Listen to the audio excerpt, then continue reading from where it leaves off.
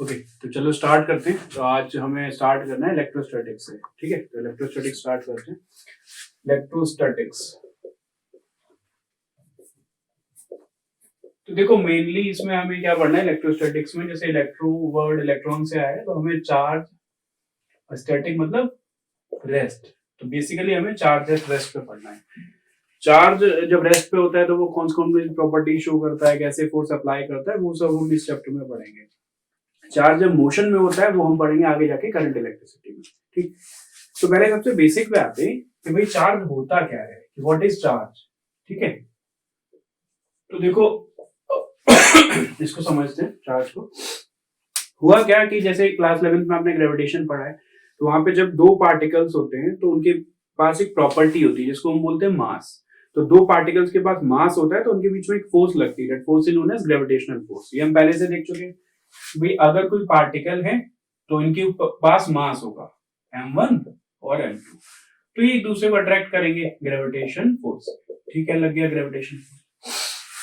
फिर क्या हुआ, कुछ पार्टिकल्स ऑब्जर्व हुए, उनमें क्या हुआ, उनमें हमें पता चला कि अदर देन ग्रेविटेशनल फोर्स कोई और भी फोर्स लग रही है। अदर देन ग्रेविटेशनल फोर्स कोई और फोर्स लग रही है, तो उस फोर्स को भी हमने नाम दे दिया electric force. Let's suppose electric force को ऐसा मान लेते हैं, ये इसमें लगा रहा है पार्टिकल 1 और ये पार्टिकल 2 पे लगा। ठीक है, तो ये इलेक्ट्रिक फोर्स। तो अगर हम थोड़ा देखें तो ग्रेविटेशन फोर्स के लिए जैसे रेस्पॉन्सिबल क्वांटिटी एक थी, ग्रेविटेशनल फोर्स के लिए कौन सी क्वांटिटी रेस्पॉन्सिबल है, मास। तो भाई इस इलेक्ट्रिक फोर्स के लिए भी तो कोई क्वांटिटी रेस्पॉन्सिबल होगी। तो इस इलेक्ट्रिक फोर्स के लिए जो रेस्पॉन्सिबल क्वांटिटी है वो क्या है, चार्ज। ठीक है, अब चार्ज क्या है, चार्ज वो प्रॉपर्टी है जिसकी वजह से पार्टिकल्स के ऊपर इलेक्ट्रिक फोर्स लगती है। ठीक है, तो अब हम चार्ज को बोल सकते हैं व्हाट इज चार्ज। तो charge is that property, it is that intrinsic property. Intrinsic मतलब इनहेरेंट प्रॉपर्टी है, जो मटेरियल होता है उसी के साथ इनबिल्ट होती है ये आपकी।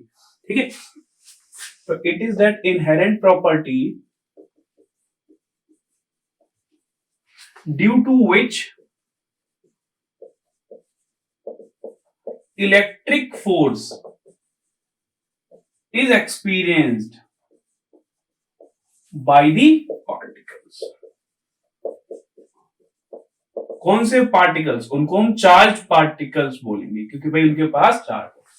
What is charge, it is that inherent property due to which electric force is experienced by the particles, basically charge particle. ठीक है, तो अगर पार्टिकल के ऊपर चार्ज है तो वो इलेक्ट्रिक फोर्स लगेगी, चार्ज नहीं है तो इलेक्ट्रिक फोर्स नहीं लगेगी। ठीक, तो ये प्रॉपर्टी आ गई। अब चार्ज को थोड़ा देख लेते हैं। इसकी ऐसा यूनिट क्या होगी, कूलम होगी। ठीक है, ऐसा यूनिट कूलम होती है, डिनोट करते हैं कैपिटल सी से। ये कैसी क्वांटिटी है, स्केलर या वेक्टर, स्केलर क्वांटिटी। कैसे, मतलब कोई बॉडी पे चार्ज है, ये उसके डायरेक्शन पे डिपेंड नहीं करता। ये मैंने मार्कर ले लिया, मैंने बोला इस पे चार्ज है, ऐसा यूनिट कूलम, तो मैंने बोल दिया 3 कूलम का चार्ज है। अब ये मैटर नहीं करता कि राइट साइड में रखा है मार्कर, लेफ्ट में रखा है, अप रखा है, डाउन रखा है, उससे कोई मतलब नहीं है। तो यानी चार्ज का डायरेक्शन से कोई मतलब नहीं है, hence it is a scalar quantity. ठीक है, तो ये हमने देख लिया। व्हाट इज चार्ज, वो प्रॉपर्टी है जिसकी वजह से चार्ज पार्टिकल के ऊपर इलेक्ट्रिक फोर्स लगती है, और ये उसकी ऐसा यूनिट है ये। अब चार्ज की कुछ प्रॉपर्टीज देखते हैं। ठीक है, चार्ज कितने टाइप का होता है, ठीक है, और चार्ज की और भी बहुत सारी प्रॉपर्टीज हैं, तो वो देखते हैं। ओके, तो हमने देख लिया चार्ज क्या होता है, अब चार्ज की प्रॉपर्टीज देखते हैं। ठीक है, तो चार्ज अब सबने देखा होगा। तो हुआ क्या, जब चार्ज हुआ हमें पता चला चार्ज के बारे में। तो हुआ क्या कि दो पार्टिकल्स हमें मिले थे, बेसिक पार्टिकल्स, आपने केमिस्ट्री में पढ़ा होगा, इलेक्ट्रॉन प्रोटॉन। तो इलेक्ट्रॉन प्रोटॉन जो है वो अलग तरीके से बिहेव कर रहे थे। ठीक है, इलेक्ट्रॉन और प्रोटॉन। अब हमने क्या बोला कि इनका अलग नेचर है, तो इनकी नेमिंग की बारी आई कि इन पे चार्ज है। अब चार्ज का नेचर रखना है, तो बेंजामिन फ्रैंकलिन थे, उन्होंने क्या किया, इलेक्ट्रॉन पे नेगेटिव अज्यूम कर लिया और प्रोटॉन पे कैसा अज्यूम कर लिया, पॉजिटिव। इस चीज को याद रखना, इलेक्ट्रॉन पे नेगेटिव माना गया है। ठीक है, बेंजामिन फ्रैंकलिन ने माना, हम सब उनकी बात मान रहे, तो सबने मान लिया कि भाई नेगेटिव चार्ज है। ठीक, कल को आपकी चलने लगे, आप बोलो हम इलेक्ट्रॉन पे पॉजिटिव मानेंगे, तो भाई सब पॉजिटिव मानने लगेंगे, तो प्रोटॉन पे नेगेटिव हो जाएगा। ठीक है, तो ये सिंपल सा है, इलेक्ट्रॉन पे नेगेटिव माना गया प्रोटॉन पे। अगर इलेक्ट्रॉन पे हम चार्ज देखें तो इलेक्ट्रॉन पे चार्ज होता है -1.6 इंटू 10 की पावर -19 कूलम, ये होता है। प्रोटॉन पे चार्ज होता है +1.6 इंटू 10 की पावर -19 कूलम, ये याद रखना, ठीक है। अगर मैं पूछ लूं किस पे चार्ज ज्यादा है, इलेक्ट्रॉन पे प्रोटॉन पे, तो सिंपल सा आंसर है दोनों पे चार्ज बराबर है। फिर क्वेश्चन आता है ये प्लस माइनस क्या इंडिकेट कर रहे हैं, तो ये प्लस माइनस सिंपल इंडिकेट कर रहा है कि भाई जो इलेक्ट्रॉन पे चार्ज है और जो प्रोटॉन पे चार्ज है उनका नेचर अपोजिट है, तो प्लस माइनस जो है वो nature of the charge indicate कर रहा है, ठीक है, वैल्यू इंडिकेट नहीं कर रहा है, वैल्यू ये लिखी हुई है। तो ये हमें पता चल गया कि चार्ज ये है इलेक्ट्रॉन प्रोटॉन। अब थोड़ा मैं आपको बता भी देता हूं कि जो चार्ज होता है किसी बॉडी पर वो कैसे अराइज होता है, कब हम किस बॉडी को बोलते हैं कि भाई उस पर नेगेटिव चार्ज है, कब हम बोलते हैं कि उस बॉडी पे पॉजिटिव चार्ज। इसको थोड़ा ध्यान से समझना। जैसे मान लो ये हमारा न्यूक्लियस है, एक सिंपल सा मान लेते हैं, एक न्यूट्रल एलिमेंट मानते हैं, ठीक है, जैसे मैं समझा दे रहा हूं, ये न्यूट्रल एलिमेंट है। जैसे मैंने ले लिया, ये सोडियम ले लिया आपका, जस्ट फॉर एग्जांपल ले लो ना, एक्स कोई एलिमेंट ले लेता हूं, उस पे 11 इलेक्ट्रॉन है और 11 प्रोटॉन है। तो प्रोटॉन जो होता है वो तो न्यूक्लियस के अंदर होता है, तो प्रोटॉन न्यूक्लियस के अंदर है, इलेक्ट्रॉन इसके चारों तरफ घूम रहे हैं, ठीक है। तो अगर उस पे 11 इलेक्ट्रॉन 11 प्रोटॉन होंगे तो नेट चार्ज कितना हो जाएगा, 0। चार्ज को डिनोट करते हैं क्यू से, क्लियर। तो अगर कोई न्यूट्रल एलिमेंट होता है तो इलेक्ट्रॉन प्रोटॉन बराबर है, तो नेट चार्ज हो जाता है उस पर 0। अब मान लो मैंने क्या किया, ये जो एलिमेंट है इसको ऐसे डिनोट किया x माइनस। x माइनस मतलब मैंने एक इलेक्ट्रॉन इसको एक्स्ट्रा दे दिया। अगर एक इलेक्ट्रॉन एक्स्ट्रा हो गया तो 12 इलेक्ट्रॉन हो गए, बट प्रोटॉन चेंज नहीं हो सकते क्योंकि प्रोटॉन किसके अंदर होते हैं, न्यूक्लियस से। न्यूक्लियस से आप कोई छेड़छाड़ नहीं कर सकते, ठीक है। तो 12 इलेक्ट्रॉन 11 प्रोटॉन, तो भाई इस पे 11 से 11 कैंसिल आउट हो गया, एक नेगेटिव बचा, तो it will be negatively charged. तो क्वेश्चन ये आता है कि अगर किसी बॉडी पर number of electron number of proton से ज्यादा होते हैं तो वो बॉडी कौन सी कहलाती है, नेगेटिवली चार्ज्ड, ठीक है। अगर इलेक्ट्रॉन प्रोटॉन बराबर तो बॉडी न्यूट्रल है, इलेक्ट्रॉन प्रोटॉन से ज्यादा होते हैं तो नेगेटिवली चार्ज। फिर अगर मैं बोलूं x प्लस, यानी कि मैंने एक इलेक्ट्रॉन निकाल लिया, प्रोटॉन से कोई छेड़छाड़ नहीं कर सकता, तो प्रोटॉन बाहर ही रहेंगे, तो कितने हो गए भाई, 10 इलेक्ट्रॉन है, 11 में से 10 रह गए, तो 10 से 10, तो यानी ये कौन सा चार्ज हो जाएगा, पॉजिटिवली चार्ज, तो ये हो जाएगा पॉजिटिवली चार्ज।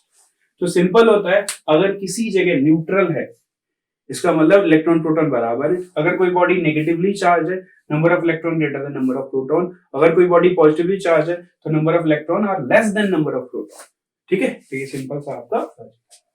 अब चलते हैं प्रॉपर्टीज ऑफ चार्जेस, ठीक। चलो भाई, तो अब देखते हैं प्रॉपर्टीज ऑफ चार्जेस, ठीक है। तो देखो सिंपल है,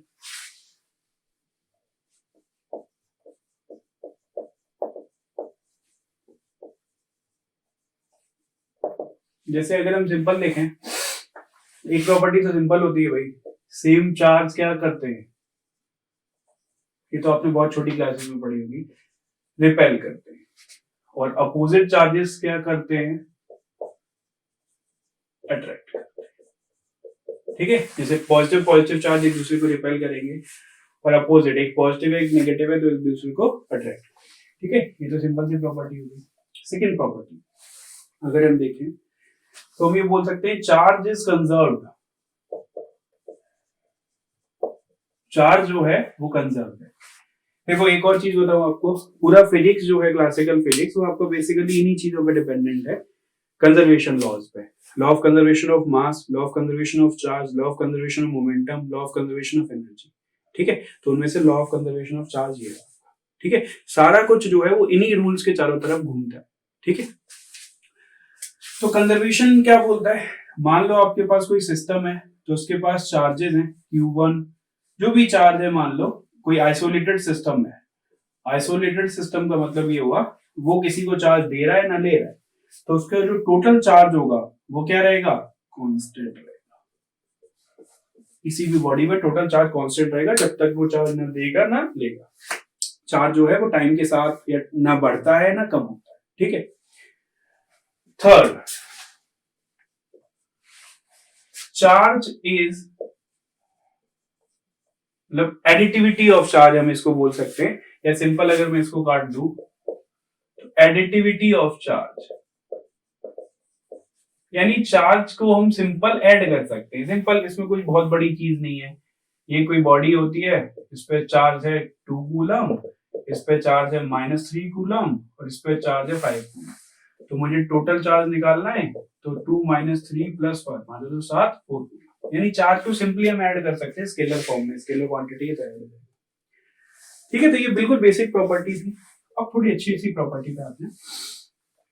एक वर्ड यूज हुआ क्वांटा, क्वांटा मतलब पैकेट। ठीक है, तो अब उस वर्ड को हम यहाँ यूज करेंगे, charge is quantized. Charge is quantized, इसका मतलब क्या है? जैसे जैसे एक सिंपल सा आपको एग्जांपल दूं, आप किसी मॉल में गए और वहां पर चीनी के पैकेट है, 1-1 केजी के पैकेट है सारे, ठीक है, और आपसे बोल दिया कि चीनी आप पैकेट फाड़ नहीं सकते, तो आपसे बोला कि आप 10 किलो चीनी खरीद सकते हो, सिंपल 10 पैकेट उठा लो। 100 किलो चीनी 100 के पैकेट उठा लो। किसी ने बोला 10.5 किलो, अब आप नहीं खरीद पाओगे। तो जो आप चीनी है वो हमेशा मल्टीपल में खरीद पा रहे हो। किसके मल्टीपल में? 1 के मल्टीपल में। 1/4 किलो, आधा किलो नहीं खरीद पाओगे। ऐसे ही जो चार्ज अभी हमने देखा था, चार्ज किस वजह से डेवलप होता है?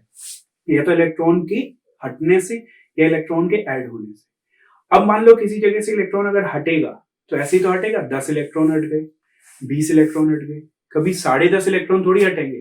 तो बेसिकली जो चार्ज आएगा वो इलेक्ट्रॉन का मल्टीपल आएगा। 10 इलेक्ट्रॉन, 10,000 इलेक्ट्रॉन, कितने भी इलेक्ट्रॉन। अगर इलेक्ट्रॉन हट जाएंगे तो नेगेटिव पॉजिटिव आ जाएगा, अगर इलेक्ट्रॉन ऐड हो जाएंगे तो नेगेटिव आ जाएगा, लेकिन वो हमेशा इलेक्ट्रॉन के मल्टीपल में होगा।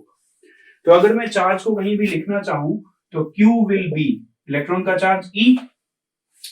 अब कितने इलेक्ट्रॉन हो सकता है? 10 इलेक्ट्रॉन, 10,000 इलेक्ट्रॉन, तो वो हमेशा क्या रहेगा? एक इंटीजर। तो मैं यहाँ क्या लिख दूंगा? n।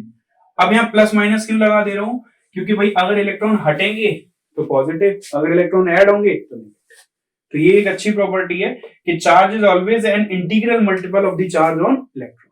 इसको याद रखना, charge is always an integral multiple of the charge on electron. ठीक है, तो नेक्स्ट देखते हैं आगे तक।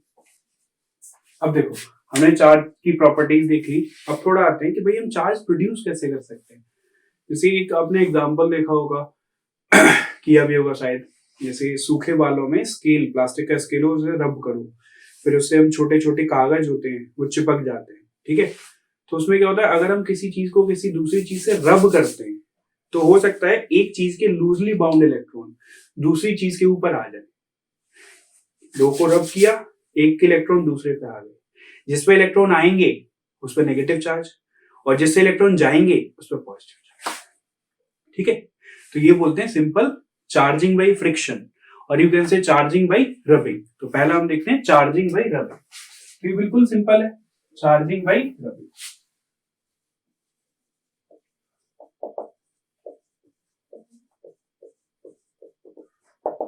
जैसे अगर मैं एक सिंपल सा एग्जांपल लूं, एक ग्लास रॉड को आप ले लो और इसको एक सिल्क क्लॉथ से रब करो, सिल्क और ये ग्लास रॉड, तो होता क्या है कि ग्लास रॉड जो होती है वो सिल्क क्लॉथ जो होता है वो नेगेटिवली चार्ज हो जाता है, और जो ग्लास रॉड होती है वो पॉजिटिवली चार्ज हो जाती है। ठीक है, यानी कि सिल्क क्लॉथ के ऊपर इलेक्ट्रॉन आ जाते हैं और ग्लास रॉड से चले जाते हैं। ठीक है, तो सिंपल है। ऐसे और भी बहुत सारे एग्जाम्पल होते हैं, आप उसे बुक्स में पढ़ लेना। एक बॉडी को दूसरी बॉडी से रब किया तो एक से इलेक्ट्रॉन दूसरी बॉडी पे चले गए, जिसपे इलेक्ट्रॉन गए वो नेगेटिव, जिससे गए वो पॉजिटिव। इसको हम सिंपल बोलते हैं चार्जिंग बाई रबिंग। ठीक है, और यू कैन से चार्जिंग बाई फ्रिक्शन। अब दूसरा मेथड देखते हैं, ये एक एग्जांपल था इसका। ठीक है, अब देखते हैं चार्जिंग बाई इंडक्शन।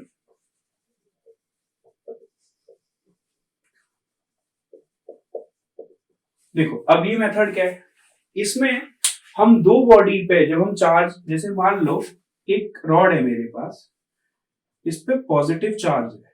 ठीक है, ये अब मैंने क्या किया, एक स्फीयर है मेरे पास। ठीक, इंडक्शन में एक बेसिक चीज याद रखना, दो बॉडी को कभी टच नहीं किया जाएगा। रबिंग में तो हम टच करते हैं, बट इंडक्शन में कभी बॉडी को टच नहीं करते। तो एक बॉडी है, ये दूसरी बॉडी है। जब हम एक बॉडी को दूसरी बॉडी के पास लाते हैं, टच नहीं करेंगे, तो इस पे पॉजिटिव चार्ज है, तो ये इलेक्ट्रॉन पॉजिटिव नेगेटिव को अपनी तरफ खींचता है, तो इसके इलेक्ट्रॉन इधर आ जाएंगे, तो इलेक्ट्रॉन उधर से खिसक के इधर आ गए, उधर से खिसक के अगर इधर इलेक्ट्रॉन आ गए तो यहाँ नेगेटिव चार्ज आ गया, तो उधर इलेक्ट्रॉन की क्या होगी, कमी होगी, तो यहाँ पे कौन सा चार्ज डेवलप हो गया, पॉजिटिव। ठीक है, इस पर्टिकुलर कंडीशन को हम बोलते हैं पोलराइजेशन, जिसमें पहले ही न्यूट्रल था लेकिन चार्जेस लेफ्ट साइड में बन गया नेगेटिव और राइट साइड में बन गया पॉजिटिव, तो इसको बोलते हैं पोलराइजेशन। तो ये जो रॉड है इसने इसको पोलराइज कर दिया, अभी भी ये न्यूट्रल ही है, पूरा चार्ज डेवलप हुआ नहीं है, चार्ज नहीं हुआ है, नेगेटिव इधर आ गया पॉजिटिव इधर, कैसे पूरा चार्ज डेवलप होगा वो मैं अभी शो करूंगा। ठीक है, तो इसको याद रखना, एक रॉड को स्फीयर के पास लेके आए, नेगेटिव इधर आ गया पॉजिटिव उधर गया। अब चार्ज कैसे करते हैं, लेट सपोज मेरे पास एक न्यूट्रल स्फीयर है, अब मैं इसको कैसे चार्ज करूंगा इंडक्शन की प्रोसेस से, देखना ध्यान से। मैं एक स्फीयर लूंगा, एक रॉड को इसके पास लेके आऊंगा, पॉजिटिवली चार्ज रॉड को, मुझे इस स्फीयर को नेगेटिवली चार्ज बनाना है। ठीक है, तो ये इलेक्ट्रॉन को अपनी तरफ खींचेगा नेगेटिव और ये पॉजिटिव, ऐसा होता है। अब ये मेरी स्टेप नंबर 1 है। अब क्या करूंगा मैं, ये स्टेप नंबर 2, क्या ये ऐसे कनेक्टेड है, ये रॉड कनेक्टेड है, रॉड पे कैसा था पॉजिटिव, यहां पे कौन सा डेवलप हुआ नेगेटिव, यहां पे डेवलप हुआ पॉजिटिव। अब मैं इसकी अर्थिंग कर दूंगा, ग्राउंडिंग अर्थिंग एक ही बात है, अर्थिंग कर दी।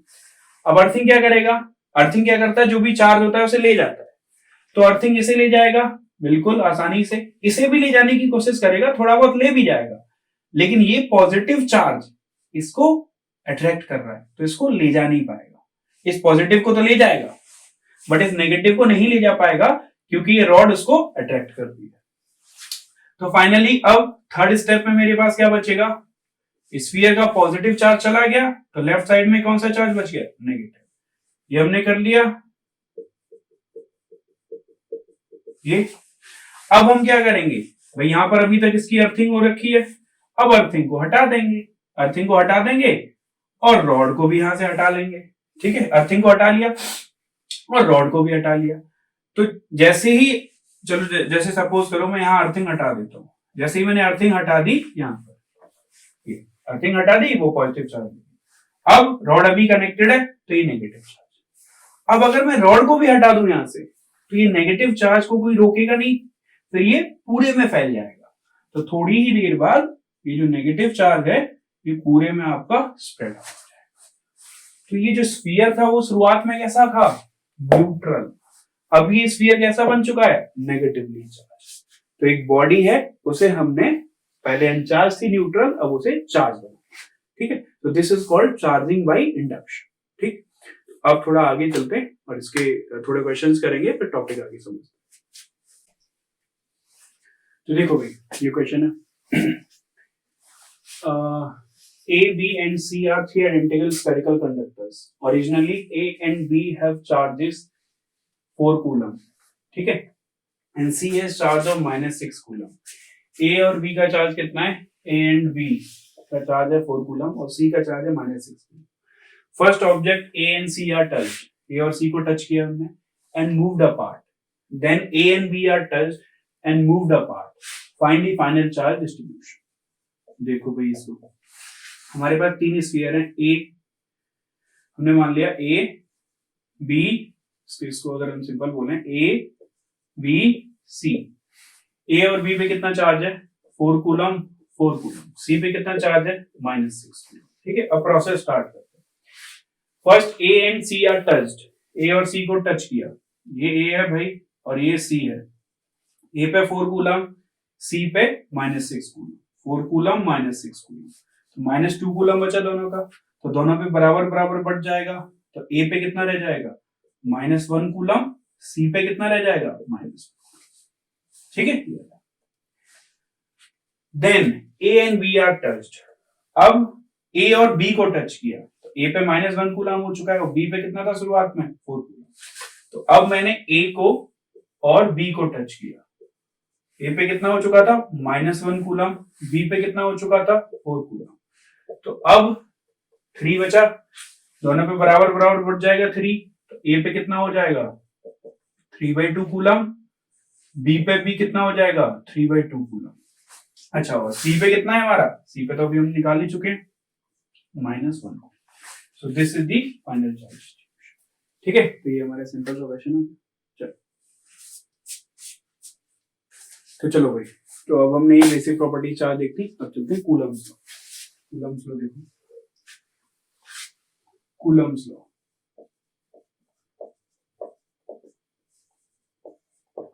देखो, कूलम्स लॉ बेसिकली दो चार्जेस कैसे इंटरेक्ट करते हैं, उनके बीच में कैसी फोर्स लगती है, तो उसके बारे में। लेट्स सपोज हमारे पास दो चार्जेस हैं Q1 और Q2, और इनके बीच में सेपरेशन जो है वो R है। अभी मैं दोनों चार्ज को पॉजिटिव मान लेता हूँ, तो अगर ये दोनों चार्ज पॉजिटिव हैं तो दोनों एक दूसरे के ऊपर फोर्स लगाएंगे। ठीक है, तो दोनों ने एक दूसरे के ऊपर इक्वल एंड अपोजिट फोर्स लगा दिया। ठीक है, फिर ये एक्सपेरिमेंटली ऑब्जर्व किया गया कि जो ये चार्ज एक दूसरे पर फोर्स लगाते हैं, this force is proportional to product of the charges, यानी इनका प्रोडक्ट जितना ज्यादा होगा फोर्स उतनी ही ज्यादा होगी। ठीक, सेकंड ऑब्जर्वेशन लिया गया, it is inversely proportional to the square of the distance between them. अगर इनके डिस्टेंस इंक्रीज होगा तो फोर्स कम होगी, और वो स्क्वायर के फॉर्म में, इनवर्सली स्क्वायर के फॉर्म में रिलेटेड है। दोनों को कंबाइन कर देते हैं तो F proportional to Q1 Q2 by R square. अभी आपको पता ही होगा प्रोपोर्शनलिटी हटेगी तो कांस्टेंट आएगा। अब कांस्टेंट किन चीजों पे डिपेंड करेगा वो इंपॉर्टेंट है। ये जो चार्ज हैं ये रखे हुए हैं हमारे वैक्यूम में, तो चार्ज अगर हमारे वैक्यूम में रखे हुए हैं, यानी जिस मीडियम में जहां चार्ज रखे हैं, कांस्टेंट उन चीज पर डिपेंड करता है।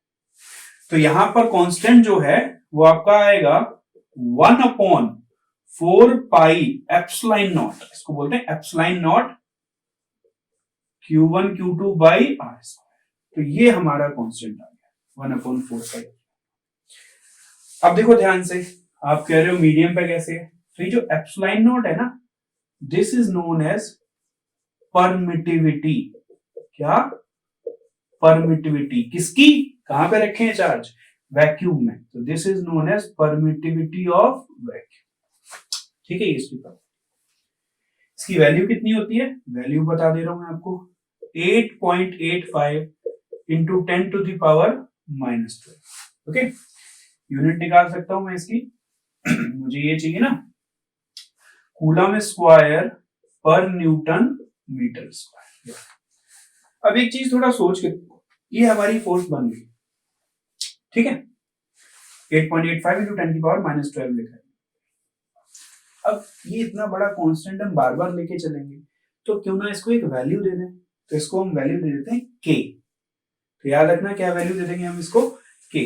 तो अब मैं इस फोर्स को क्या लिख दूंगा, F equals k Q1 Q2 by R square. तो ये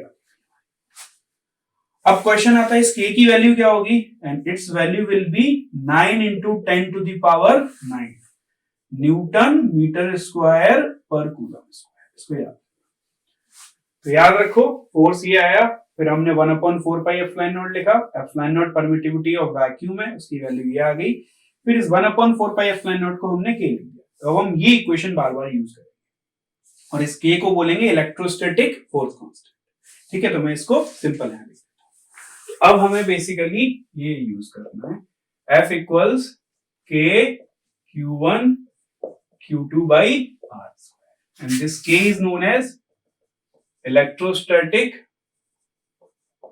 फोर्स कांस्टेंट। याद रखना, कंफ्यूज मत हो ना, आगे एक और k आएगा, अभी जस्ट एक और k बताऊंगा, लेकिन ये है इलेक्ट्रोस्टैटिक फोर्स कांस्टेंट। वैल्यू कितनी है इसकी, 9 इंटू 10 की पावर 9 न्यूटन मीटर स्क्वायर पर कूलम। इसको याद, ठीक। अब ध्यान से देखो, हमने ये फोर्स ले ली, जैसे अगर मैं एक एग्जांपल के फॉर्म में आपसे फोर्स, एक एग्जांपल छोटा सा ले लेता हूं कि भाई कितना कितना फोर्स लगेगा, तो वो देख लेते हैं।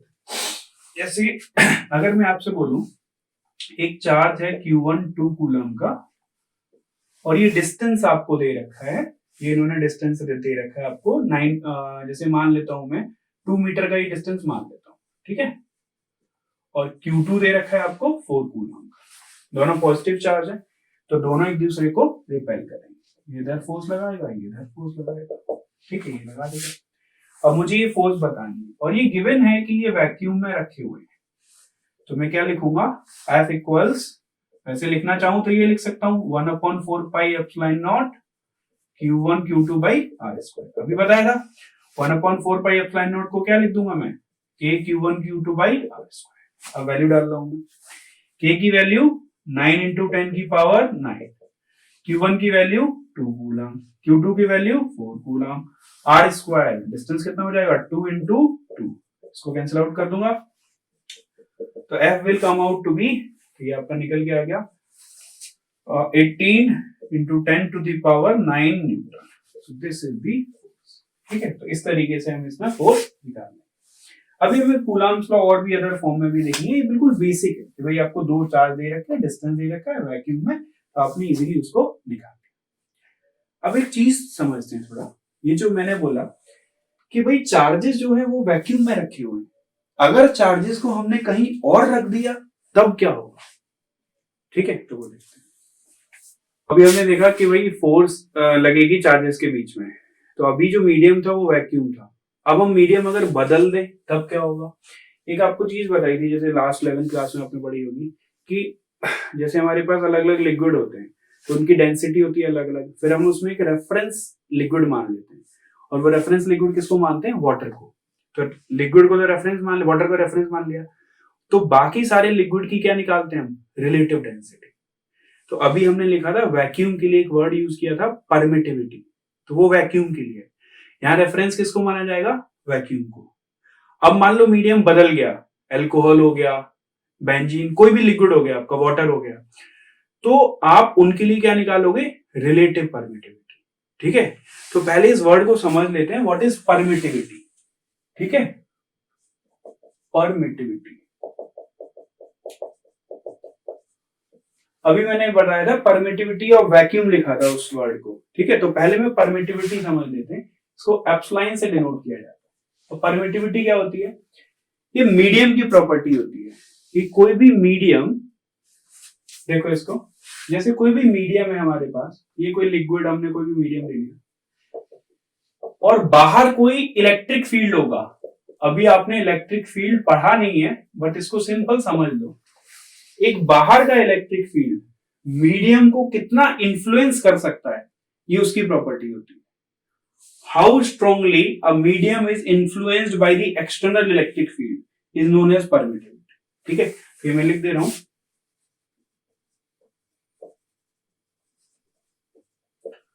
How strongly a medium is influenced by the external electric field, इसको हम क्या बोल देते हैं, परमिटिविटी, ठीक है। आगे जाके हम इसको पढ़ेंगे पोलराइजेशन इफेक्ट में, वो सारी चीजें पढ़ेंगे। जैसे मान लो बाहर का कोई मीडियम है, इलेक्ट्रिक फील्ड है सॉरी, वो किसी मीडियम को बहुत ज्यादा इंफ्लुएंस कर रहा है, तो यानी उस मीडियम की परमिटिविटी क्या है, बहुत ज्यादा है, ठीक। अब लेकिन दिक्कत वही आएगी, ऐसे तो बहुत सारे मीडियम है भाई, हजारों लाखों मीडियम है, तो सबकी परमिटिविटी कैसे याद करें। तो जब ऐसा दिक्कत आती है तो हमेशा एक चीज लेते हैं, एक लिक्विड को, एक सब्सटेंस को, मीडियम को रेफरेंस मानते हैं। तो यहां मैं रेफरेंस किसको मान रहा हूं, वैक्यूम को, तो मैं रेफरेंस मान ले रहा हूं, तो रेफरेंस किसको मान लूंगा मैं, वैक्यूम को। अगर मैं एक मीडियम को रेफरेंस मान लूंगा तो बाकी सबकी क्या निकालूंगा मैं, रिलेटिव परमिटिविटी, ठीक है। तो अब मैं डिफाइन कर रहा हूं रिलेटिव परमिटिविटी, तो देखो भाई रिलेटिव परमिटिविटी,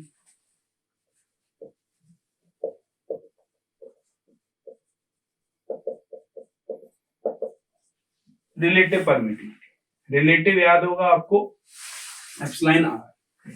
आगे जाके इसका एक और नाम हो जाएगा, मैं यहां पे लिख दे रहा हूं, डाइलेक्ट्रिक कांस्टेंट के। सेम है, रिलेटिव परमिटिविटी एप्सिलॉन आर और डाइलेक्ट्रिक कांस्टेंट के दोनों सेम, ठीक।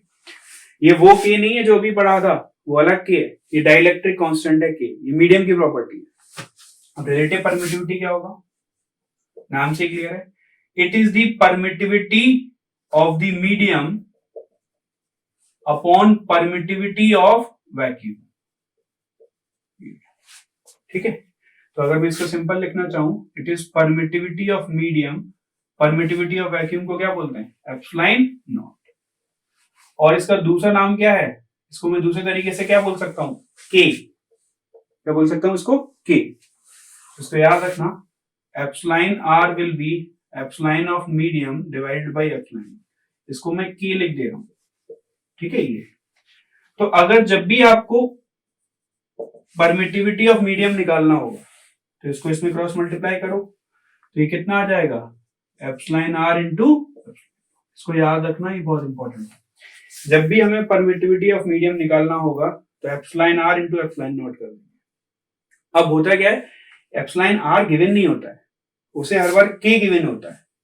एप्सिलॉन आर और के सेम है, तो मैं और करके क्या लिख सकता हूं, परमिटिविटी ऑफ मीडियम इक्वल्स के टाइम्स ऑफ एप्सिलॉन.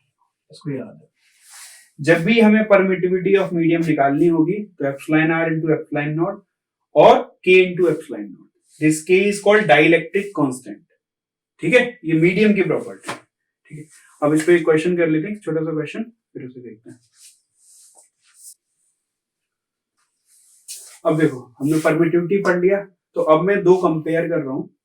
एक बार दो चार्जेस हैं Q1 Q2 डिस्टेंस R, उनको वैक्यूम में रखूंगा. फिर सेम चार्जेस Q1 Q2 उनको ले जाके मैं उसमें रख दूंगा, कोई लिक्विड ले लेते हैं उसमें रख देंगे, क्या फर्क पड़ेगा वो देख लेते हैं. ठीक है, जैसे एक तरफ मैं ले रहा हूं charges placed in vacuum.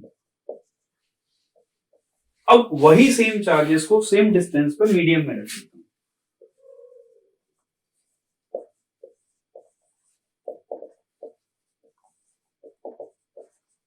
Charges placed in medium. देखो भैया, हमने क्या किया, Q1 Q2 डिस्टेंस R, इसने इस पर फोर्स लगाया, इसने इस पर फोर्स लगाया. इसको मैं V लिख दे रहा हूं क्योंकि वैक्यूम में लग रही है. F वैक्यूम कितना हो जाएगा, 1/4 पाई. परमिटिविटी किसकी, वैक्यूम की, वैक्यूम की permittivity into Q1 Q2 by R square. ठीक है, परमिटिविटी वैक्यूम की. अब मैंने सेम चार्जेस उठाए और किसी लिक्विड के अंदर लेके चला गया. किसी ये मान लेता हूं मैं लिक्विड, एक एग्जांपल के फॉर्म में आपको ये भी मान ले रहा हूं, वाटर मान ले रहा हूं मैं लिक्विड. ठीक है, और वाटर का के मुझे पता है, के या फिर मैंने दूसरा नाम क्या बोला था, एप्सिलॉन आर. ये 80 होता है, के और एप्सिलॉन आर वाटर का होता है 80. तो मैंने सेम चार्जेस लिए Q1 Q2 डिस्टेंस R, वही इस पर भी फोर्स लगेगी. इस बार मैं फोर्स को Fm बोल दे रहा हूं क्योंकि भाई ये फोर्स मीडियम के अंदर लग रही है. तो अब बताओ फोर्स इन मीडियम कितनी लगेगी, Fm will be force in medium 1/4 पाई. अब परमिटिविटी किसकी यूज होगी, मीडियम की, क्योंकि चार्जेस मीडियम में रखे. Permittivity of medium Q1 Q2 by R square. अभी आपको एक फॉर्मूला बताया था, permittivity of medium is epsilon R into epsilon, ये बताया था.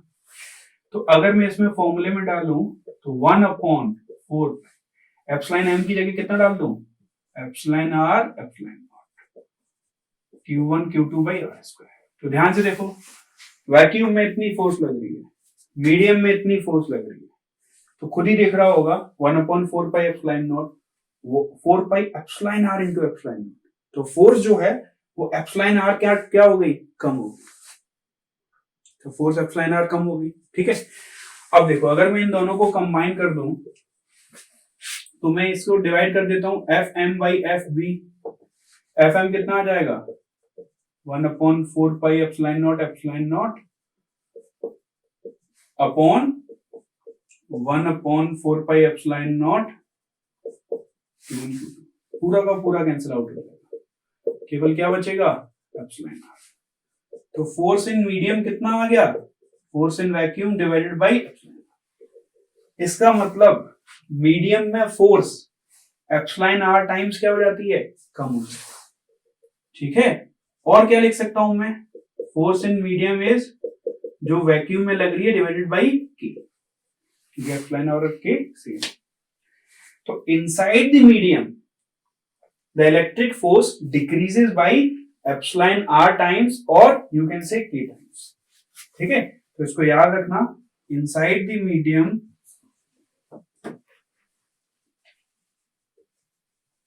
the electric force decreases by epsilon r times or you can say k times as compared to vacuum.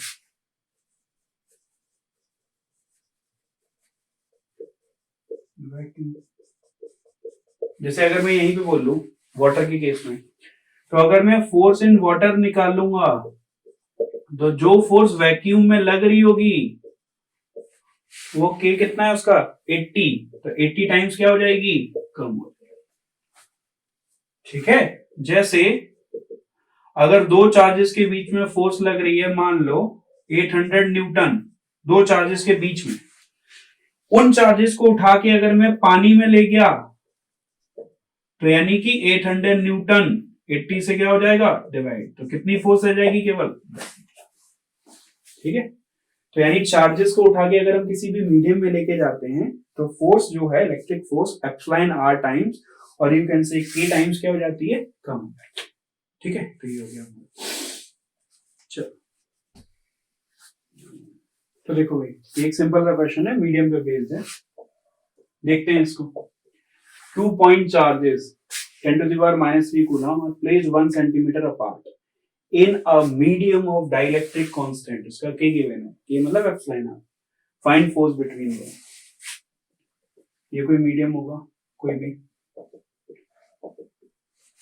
ये charges हैं भाई आपके Q1 Q2, डिस्टेंस R दे रखा है कितना 1 सेंटीमीटर, ऐसा यूनिट का ध्यान रखना, 1 सेंटीमीटर को कन्वर्ट कर लो भाई 0.01 मीटर, ठीक है, कन्वर्ट कर लिया मैंने।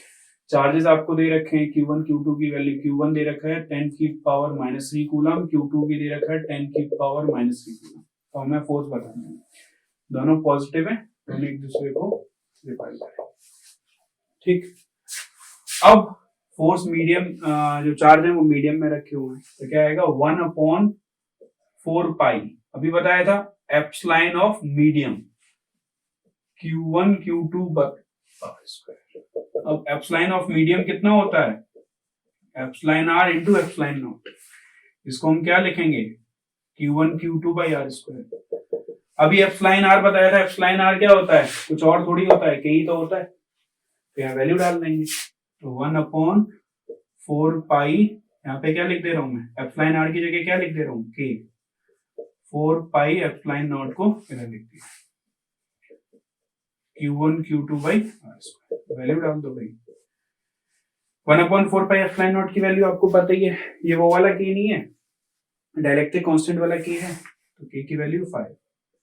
1/4 पाई एप्सिलॉन नॉट की वैल्यू अभी आपको बताई थी 9 इंटू 10 की पावर 9, Q1 की वैल्यू 10 की पावर -3, 10 की power -3 divided by R square, R कितना है 0.01 का स्क्वायर। तो भाई आप इसको सॉल्व करो, काम करते हैं, इसको मैं 90 बना दूं इंटू 10 की पावर कितना बचेगा -6 इधर बचा, दो पावर मैंने ले ली, -6 में से 4 गया तो -2 बचा, और इधर कितना बचा -2 बचा ना यहाँ पर, तो यहाँ पे 8 बचा, तो 6 बच जाएगा 18, तो फोर्स कितना आ गया 18 इंटू 10 की पावर 6 न्यूटन। ठीक है भाई, तो ये क्वेश्चन हो गया, सिंपल याद रखना, या फिर आप ऐसे भी कर सकते थे, वैक्यूम में निकाल लेते और उसे 5 से क्या कर देते, डिवाइड कर देते, तो भी हो जाता हमारा। ठीक, तो चलो, तो देखो इसमें से जैसे मैंने देखा है काफी स्टूडेंट्स को ऐसे डाउट होता है कि भाई ये कौन सा के है। देखो इसको फिर से समझ लो, F इक्वल्स, इसको हम लिखते हैं 1/4 pi epsilon naught Q1 Q2 by R square, ध्यान से देखना, इसको हम बोल देते हैं के, तो इसको हमने बोल दिया के Q1 Q2 by R square, ये हो जाता है। ये के कहलाता है फोर्स कांस्टेंट, फोर्स के आगे लिखा हुआ है, तो this K is called force constant, और इसकी वैल्यू होती है 9 इंटू 10 की पावर 9 न्यूटन मीटर स्क्वायर पर कूलम। फिर आप सोचोगे ये दूसरा वाला के है वो क्या है, वो है आपका डाइलेक्ट्रिक कांस्टेंट, जिसको हम, इसके दो नाम हैं, एप्सिलॉन आर और के। ये किसकी प्रॉपर्टी है, ये प्रॉपर्टी है मीडियम की, this is property of the medium. और ये आपको सिंपल याद रखना है, इसको एक क्यों क्या बोलते हैं, एप्सिलॉन ऑफ मीडियम अपॉन, ठीक है। एक और सिंपल सा आपको लॉजिक बता दे रहा हूं, ये के जो होगा वो यूनिट लेस होगा और डायमेंशन लेस होगा, ये के यूनिट लेस होगा और डायमेंशन, इसकी कोई यूनिट नहीं होगी।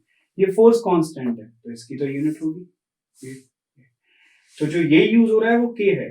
जब मीडियम की बात होगी तो एक के यूज होगा, उसे बोलेंगे डाइलेक्ट्रिक कांस्टेंट, ठीक है। तो इसको याद रखना, काफी लोग इसमें कंफ्यूज रहते हैं, ठीक। अब हम चलते हैं कूलम्ब्स लॉ पर।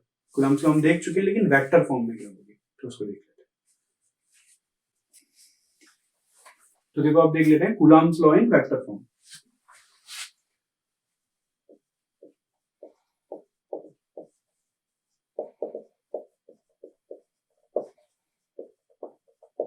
देखो भाई इसको,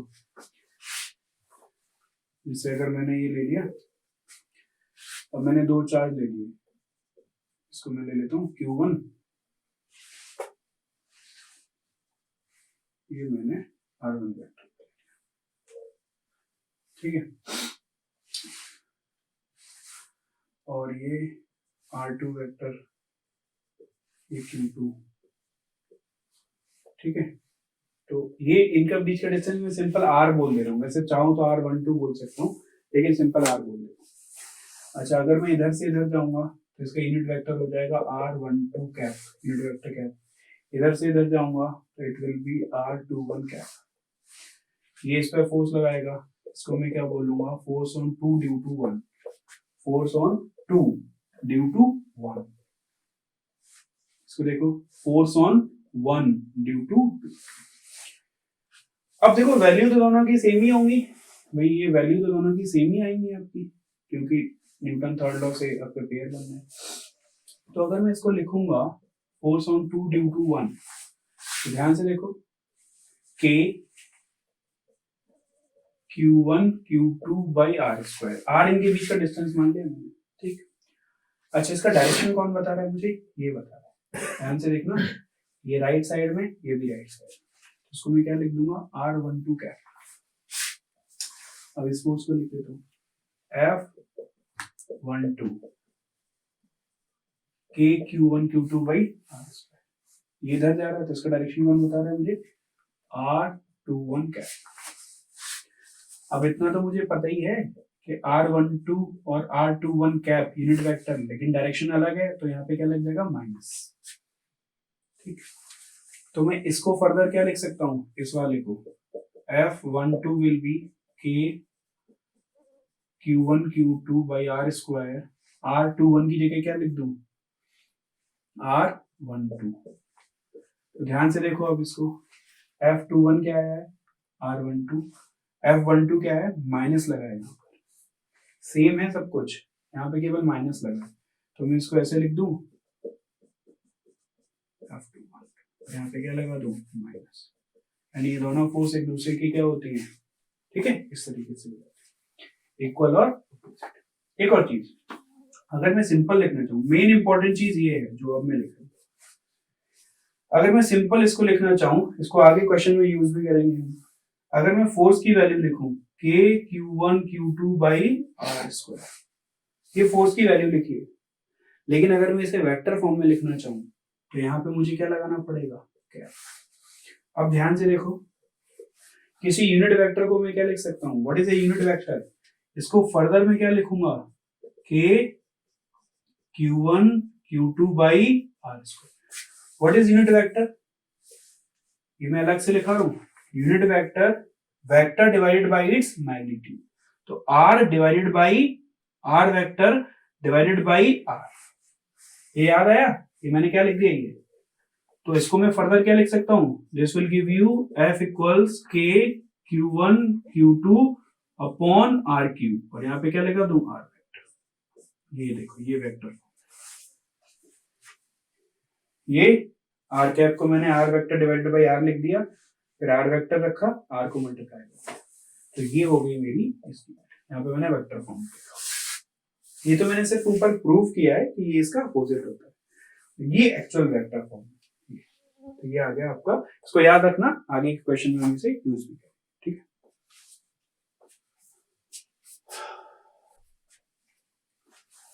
देखो भाई, तो ये क्वेश्चन है आपका. Two free point charges plus q and plus 4q are at a distance L apart.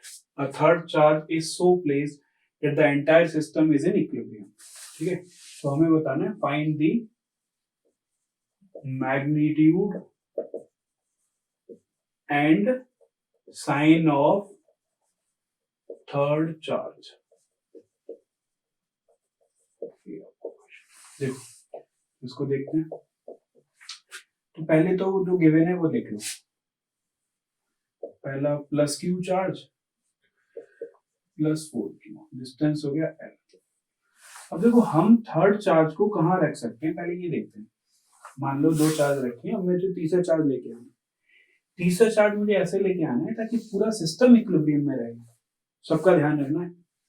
तो अगर मान लो मैं तीसरे चार्ज को यहाँ लेके आऊँ, चाहे ये पॉजिटिव हो चाहे नेगेटिव हो, ये मान लो 1 और ये मान लिया 2.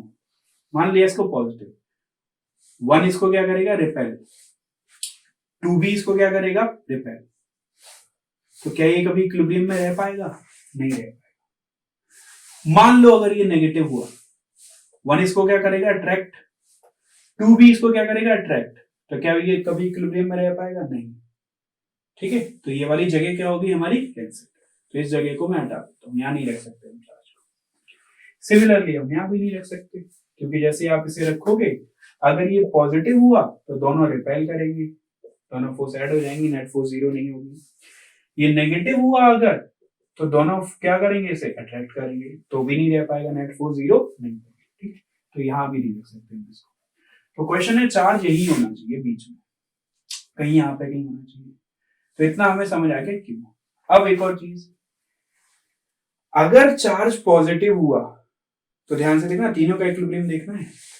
चार्ज 1 की बात देखो, ये नया चार्ज इसको रिपेल करेगा, और ये तो रिपेल कर ही रहा था पहले से, तो क्या ये इक्विलिब्रियम में रह पाएगा चार्ज 1? नहीं रह पाएगा. ठीक है. क्योंकि 2 इसको रिपेल कर ही रहा है, तो ये इसको क्या करना चाहिए? अट्रैक्ट. अभी इसको अट्रैक्ट कब करेगा? जब ये चार्ज कैसा हो? नेगेटिव. तो जो थर्ड चार्ज है वो कैसा होना चाहिए? नेगेटिव. और इनके बीच में रखा जाना चाहिए, तभी तीनों चार्ज इक्विलिब्रियम में रह सकते हैं. पहले तो हमें चार्ज का नेचर पता चल गया कि थर्ड चार्ज नेगेटिव होना चाहिए. अब उसका डिस्टेंस पता कर लेते हैं. मान लेते हैं वो यहां से x डिस्टेंस पे रखा है, तो यहां से डिस्टेंस कितना हो गया? L - x. तो अब मैं इस पे देखूं, ये इधर फोर्स लगाएगा F1 और ये इधर फोर्स लगाएगा F2. F1 ने फोर्स लगाया, F2 ने फोर्स लगाया. सिंस इक्विलिब्रियम में है तो F1 किसके बराबर होना चाहिए? F2. अच्छा, जब हम फोर्स की वैल्यू लिखते हैं तो चार्ज के साइन को कंसिडर नहीं करेंगे. याद रखना, चार्ज के साइन को कंसिडर नहीं करेंगे. इसका रीजन मैं बता दे रहा हूं. देखो इसका रीजन देख लो. मान लो ये Q1 है और ये मान लो कैपिटल Q चार्ज है, और ये हमारा स्मॉल q चार्ज है प्लस, तो इसको रिपेल कर रहा है. ठीक है. अब मान लो ये वाला चार्ज माइनस हो गया, तो अट्रैक्ट कर रहा है. इस चार्ज के नेचर से फर्क क्या पड़ा? पहले रिपेल कर रहा था, अब अट्रैक्ट कर रहा है. तो केवल डायरेक्शन ही तो बदला. डायरेक्शन हम एरो से दिखा तो रहे हैं. अगर डायरेक्शन हम एरो से दिखा रहे हैं तो वैल्यू पे तो कोई फर्क नहीं पड़ेगा. तो जब हम उसकी वैल्यू लिखा करेंगे फोर्स की, तो चार्ज के साइन को कंसिडर नहीं करेंगे. जैसे मुझे यहां वैल्यू लिखनी है F equals K Q Q by R square, यहाँ पर वैल्यू बताओ K Q Q by R square. ध्यान से देखो, मैंने नेगेटिव को कंसिडर नहीं किया। नेगेटिव से सिर्फ इतना फर्क पड़ा कि वो उसको अट्रैक्ट कर रहा है, तो भाई एरो बना तो दिया, एरो बन गया तो हो गया काम। तो अब देखो F1 इक्वल्स F2, 1 इस पे लगाएगा फोर्स के क्यू क्यू अपॉन डिस्टेंस कितना है एक्स स्क्वायर। अब 2 इस पे लगाएगा फोर्स कितना के 4Q क्यू अपॉन कितना L माइनस एक्स का होल स्क्वायर। ये पूरा कैंसिल आउट हो जाएगा, के क्यू क्यू कैंसिल आउट हो गया। अब हमें कितना मिला 4x square comes out to be L minus X का होल स्क्वायर। तो मैं इसको ऐसे खोल लू, L minus X equals plus minus 2x, ये तो समझ गए हो गया आपका, 2x अंडर रूट लेके बनता। तो एक तरफ L minus X equals 2x हो गया, x कितना आ गया L/3। एक तरफ मैंने प्लस वाला साइन ले लिया और एक तरफ माइनस वाला ले लेता हूं, माइनस 2x। तो x कितना आएगा आपका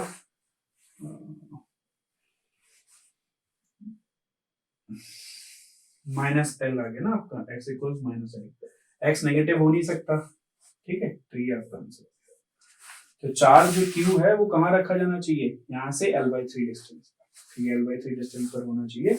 x की वैल्यू आ गई हमारी, ठीक।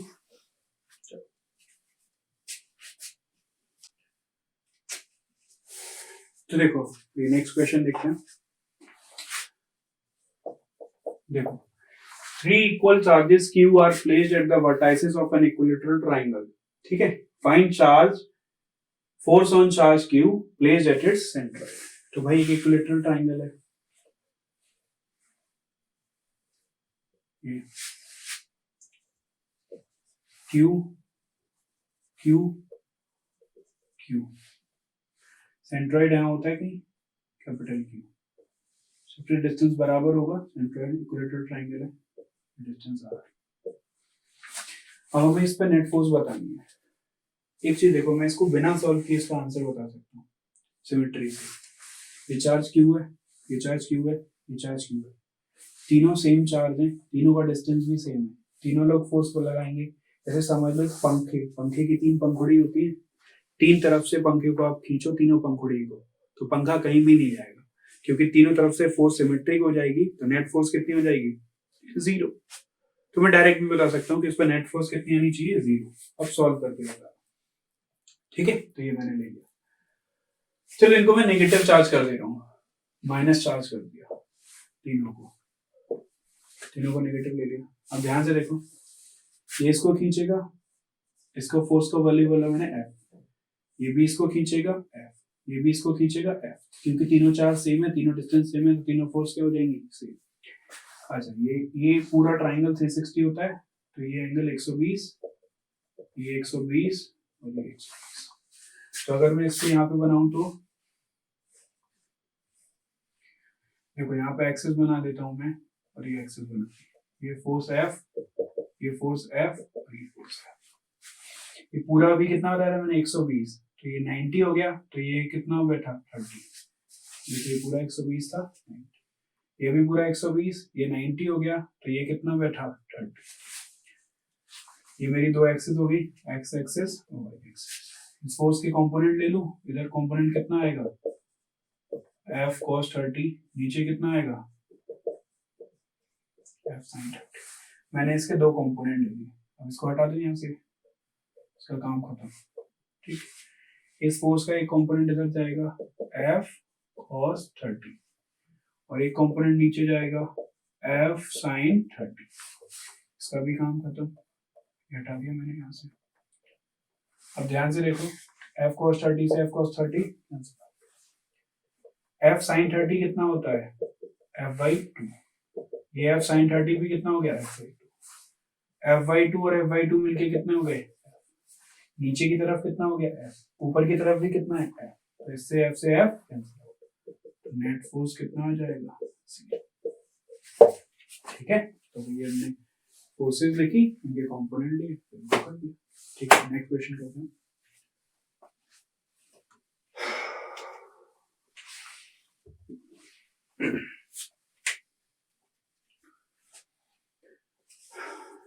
तो देखो भाई ये नया क्वेश्चन है, देख लेते हैं इसमें। 4 identical point charges, each of magnitude q, are placed at the corners of a square of side A. Find the net electrostatic force on any of the charge. Figure बनाते हैं। स्क्वायर मान लिया हमने, उसके कॉर्नर पे q q q q, square की side A। अब हमें किसी भी एक चार्ज पे फोर्स निकाल दो, किसी भी एक पे निकाल देंगे, सिमिलर सब पे होगी क्योंकि सिमेट्री है, तो मैं इस पे निकाल देता हूँ। तो देखो सिंपल, जैसे मैं इनकी नाम लिख दूं 1 2 3। 1 इसको रिपेल करेगा, नीचे फोर्स लगाएगा, ये 3 भी इसको रिपेल करेगा, 3 इधर फोर्स लगाएगा। इसका डिस्टेंस a है, इसका भी डिस्टेंस a है, तो दोनों की फोर्स को मैंने कितना बोल दिया, f। जो ये लगाएगा वही ये लगाएगा, डिस्टेंस और चार्ज सेम। अब ये भी तो लगाएगा, ये किधर लगाएगा, ये इधर लगाएगा, लेकिन इसका डिस्टेंस थोड़ा ज्यादा है। कितना है, ये a है, ये a है, तो ये कितना हो जाएगा, a है। तो इसकी फोर्स को मैं कितना बोल देता हूँ, f डैश। इसने f लगाया था, f की वैल्यू लिख दूं मैं k q square by a square, k q1 q2 यानी q स्क्वायर बाई डिस्टेंस कितना, a स्क्वायर। ये इस पे लगाएगा, k q1 q2 by k q1 q2 मतलब q स्क्वायर बाई डिस्टेंस कितना है, a रूट 2 का स्क्वायर। अब मुझे तीन फोर्सेस को वेक्टर फॉर्म में जोड़ना है, तो पहले मैं इस f और f को जोड़ देता हूँ। तो पहले मैं इसको और इसको जोड़ दूँ, ध्यान से देखना, f और f को जोड़ा, दो फोर्सेस को जोड़ते हैं तो रिजल्टेंट बिल्कुल बीच में आएगा, ठीक है। तो मैं इसको कितना लिख सकता हूँ, ये तो आपको पता होगा, under root F square plus F square, तो ये कितना आ जाएगा, रूट 2f। ये सबको पता होगा, root F square plus root F square is root 2f। तो इन दोनों का रिजल्टेंट बीच में आ गया। अब ये बीच में इधर आया है, इसी डायरेक्शन में तो एफ डैश होगा, तो एफ डैश और रूट 2f क्या हो जाएंगे, जुड़ जाएंगे। तो what is net force, F net is, जो आपने रूट 2f निकाला वो प्लस एफ डैश निकाला वो, तो नेट फोर्स की वैल्यू लिख रहा हूं मैं, रूट 2, एफ कितना था, के Q square by A square, F dash कितना था, के क्यू स्क्वायर बाई, ध्यान से देखो, ए रूट 2 का स्क्वायर है, तो यानी 2a स्क्वायर। तो एफ नेट कितना आ गया आपका, के Q square by A square को कॉमन ले लेता हूं, रूट 2 प्लस 1/2, ठीक है, ठीक है। तो फिर ये क्वेश्चन था। नेक्स्ट क्वेश्चन करते हैं। तो देखो भाई ये क्वेश्चन दे रखे है, तो ये 2 identical small charge spheres each having mass m, ये दो स्फीयर दे रखे हैं, इनके मास दे रखे हैं m, hang in equilibrium as shown in figure. The length of each string is L and the angle made by any string with the vertical is theta. Length L दे रखी है और इनका एंगल दे रखा है थीटा। चार्ज स्फीयर, यहाँ पे charge given नहीं है तो मैं चार्ज लिख दे रहा हूँ Q, तो इसके ऊपर चार्ज भी है भाई हमारा Q, इस पर भी चार्ज है Q, ठीक है। दो स्फीयर है, इसे हैंग थे, अब दोनों पॉजिटिव है तो दोनों एक दूसरे को रिपेल करेंगे, तो ऐसे दूर चले जाएंगे, तो यहाँ पे इक्विलिब्रियम में रुके हुए, कितना एंगल बना रहे हैं भाई, थीटा, उसको ध्यान से देखो। अगर मैं ये डिस्टेंस आपका ले लेता हूँ r, ठीक है, तो ये इस पे फोर्स लगा रहा होगा, आप किसी भी एक को ले लेते हैं, इसको ले लेते हैं, ये इस पे फोर्स लगा रहा होगा इधर, कितनी, k q1 q2 by r square, ये इलेक्ट्रिक फोर्स लग रही होगी, ठीक है, इसको मैंने इलेक्ट्रिक फोर्स नाम दिया। टेंशन इधर लग रही होगी और mg इधर लग रही है, इलेक्ट्रिक फोर्स इधर, mg इधर, टेंशन इधर। अगर मैं एक्सेस कंप्लीट करूं तो ये थीटा, t का एक कंपोनेंट ऊपर और एक कंपोनेंट इधर, ठीक है। अब ध्यान से देखो, t के दो कंपोनेंट ले लिए, t sin थीटा ये इक्विलिब्रियम में है, तो t sin theta electric force के बराबर होना चाहिए, और t cos थीटा mg, तो मैं इक्वल कर देता हूँ। टी साइन थीटा किसके बराबर है, T Q square by L square के। टी कॉस थीटा किसके बराबर है, एम जी के। तो मैं दोनों को डिवाइड कर दूं, उससे मुझे क्या मिल जाएगा, टेन थीटा। टी से टी कैंसिल आउट हो जाएगा, tan theta K Q square by R square M G. अब एक चीज थोड़ा ध्यान से देखो, ये जो आर था ना, ये गिवन नहीं था क्वेश्चन में, हमने माना हुआ है। क्वेश्चन का आंसर हमेशा उन पैरामीटर में होता है जो गिवन होते हैं। तो आर आपने माना हुआ है, आर आ रहा है आपके आंसर में, तो आर को हटाना पड़ेगा आपको। अब आर को कैसे हटाएं, ये डिस्टेंस हमने आर माना हुआ है, तो ये आधा डिस्टेंस कितना हो जाएगा, आर में। ये ट्राइंगल ले लेता हूं मैं, तो साइन थीटा की वैल्यू लिखो perpendicular by hypotenuse R by 2 by L. तो आर कितना आ गया, 2l साइन। तो मैं कुछ नहीं कर रहा हूँ, आर की वैल्यू पुट अप कर रहा हूँ 2l साइन थीटा। तो मैं फाइनली वैल्यू लिख दे रहा हूँ tan थीटा इक्वल्स, पूरा लिख दे रहा हूँ एलेबोरेट करके। k को कितना लिख दूंगा, 4 पाई एप्सिलॉन नॉट, और कुछ आर स्क्वायर की वैल्यू यहाँ से लिख दूंगा 1 साइन थीटा का square M G. Sorry, charge की वैल्यू हमसे पूछी गई है, तो क्यू की वैल्यू हम निकाल लेते हैं। तो क्यू फाइनली कितना आ जाएगा, स्क्वायर हो जाएगा, तो 16 pi epsilon naught 16 pi epsilon naught L square M G, M G लिखा हुआ है, M G into tan theta, ये हो गया। This is the value of our charge. ठीक है, हमारा पहला टॉपिक जो है वो खत्म हो गया। अब नेक्स्ट वीडियो में मैंने इसके 7, 8 या 10 क्वेश्चंस डाले हुए हैं, तो वो आप कर लेना ताकि ज्यादा प्रैक्टिस के लिए। ठीक है, तो वो आप करना है, फिर हम नेक्स्ट टॉपिक स्टार्ट करेंगे इलेक्ट्रिक फील्ड। ओके।